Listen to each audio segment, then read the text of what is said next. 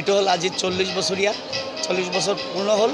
গতিকে এইটো হ'ল আপোনাৰ বোকাজান ৰাম ঠাকুৰ মন্দিৰ প্ৰাংগণত 16 প্ৰহৰ নাম যজ্ঞানুষ্ঠান।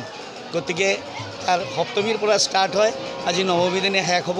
আমাৰ ইয়াতে কীৰ্তন কৰাৰ কাৰণে নাম গাবৰ কাৰণে আমি বিভিন্ন এৰিয়াৰ পৰা যেনে ধৰক আপোনাৰ শিলচৰ মানে কৰিমগঞ্জ নলবাৰী এনেকুৱা বিভিন্ন এৰিয়াৰ পৰা আমাৰ কীৰ্তনৰ 10 বা 11জনীয়া দল এনেকুৱা আহে, মানে প্ৰতিটা দলত থাকে এনেকুৱা।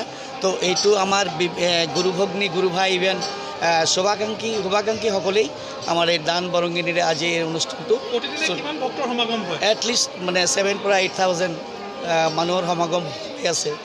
আজিৰ দিনা মেইন আজি আমাৰ ধৰক মহাপ্ৰসাদ হ'ব, যিটো খিচিৰি প্ৰসাদ বুলি কয়, এইটো হ'ব। তাৰপাছত আপোনাৰ ৰাতি 8টাৰ পৰা 10টালৈকে আমাৰ সত্যনাৰায়ণ হ'ব। এইটো সত্যনাৰায়ণ হোৱাৰ পাছত সত্যনাৰায়ণ চিনি প্ৰসাদ বিতৰণ কৰা হ'ব।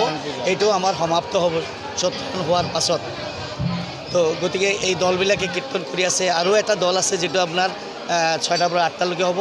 আৰু তাৰপিছত আমাৰ নিজৰ স্থানীয় আমাৰ মন্দিৰত সত্যনাৰায়ণ সেৱা সংঘৰ নিজৰ এটা কীৰ্তনীয় দল আছে, তেখেতসকলে সত্যনাৰায়ণ কীৰ্তন কৰিব, তাত সমাপনটো হ'ব সেইটো।